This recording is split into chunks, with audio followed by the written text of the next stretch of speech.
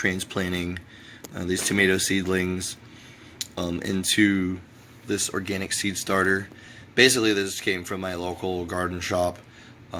This is kind of what they had on deck or whatever. They say a lot of people like it. I normally use Pro Mix, but yeah, I just wanted to try something different. So yeah, anyways, over to the SLF 100. This is some pretty good stuff. It's a enzymatic cleanser or whatever. It's kind of pricey, but I mean, you can use it in like organic applications. Also, some people have experience with it fighting fungus gnats.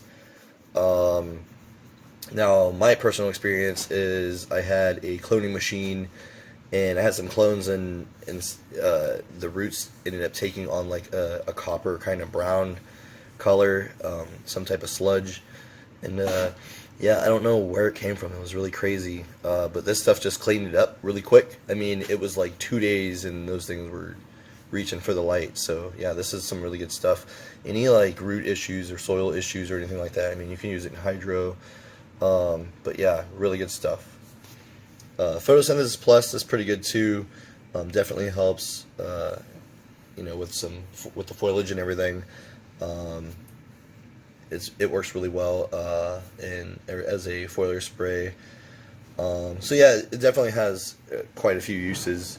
There's a lot of good stuff on the back of the label.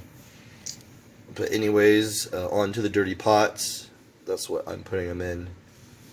And these are them. Now basically, I've been letting these dry all day, but the air has been pruning the roots pretty good. And I definitely don't want to lose any more roots. I kind of want to get as much as I can in the beginning stages. So I decided to just go ahead and transplant them now. Yeah, these are looking pretty good. Nice and white. I hate that they're so like tall though.